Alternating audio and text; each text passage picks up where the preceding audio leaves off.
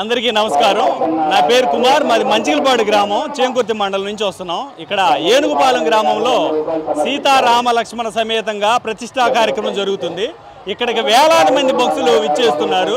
ఈ రోజు యొక్క ప్రత్యేకత ఏంటంటే స్వామివారి ప్రతిష్టా కార్యక్రమం 5వ రోజుకు చేరుకుంది. కుంభాభిషేకం, అలాగే స్వామివారి ప్రాణ ప్రతిష్ఠ చేయడం జరిగింది. ఈ కార్యక్రమానికి ముఖ్యంగా మన శివాలయం పూజారి గారు తన గట్టిగా సంకల్పించి 1 కోటి రూపాయల పైనే విరాళాలు సేకరించి ఈ గ్రామంలో ఇంత అంగరంగ వైభవంగా జరుగుతున్నటువంటి పండగ వాతావరణం. ఒకవైపు కుంభవేళకు కోట్ల మంది జనాలు వెళ్తుంటే ఇక్కడ వేల మంది ఈ గుడిని దర్శించి పుణ్యుతులు అవ్వాలని రామయ్య దగ్గరికి వస్తున్నారు.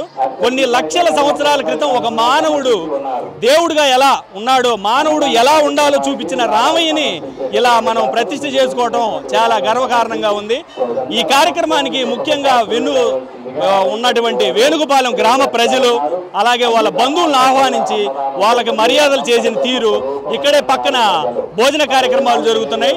వేల మంది వచ్చినప్పటికీ ఎటువంటి ఇబ్బంది పడకుండా చాలా ఈజీగా భోజనం చేసుకొని స్వామివారిని దర్శించుకొని వెళ్తున్నారు. ఈ దర్శన భాగ్యం నాకు కలిగినందుకు పూర్వజన్మ సుకృతంగా భావిస్తున్నాను. అందరికీ నమస్కారం.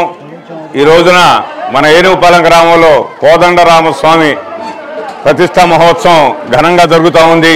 ఈ సందర్భంగా వచ్చినటువంటి భక్తులకి, గ్రామస్తులకి, రైతులందరూ కూడా పాడి పంటలతో అభివృద్ధి చెందాలని, వచ్చిన వారందరూ కూడా ఆ కోదండరామస్వామి ఆశీస్సులతో మనందరం ఆరోగ్యంగా, ఆనందంగా, ఆర్థికంగా బలపడాలని ఆ దేవుణ్ణి ప్రార్థిస్తూ మమ్మల్ని ఆహ్వానించినటువంటి కమిటీ వారికి, సర్పంచ్ ఆంజనేయులు గారికి అందరూ కూడా పేరు పేరున కృతజ్ఞత తెలియజేస్తున్నాను.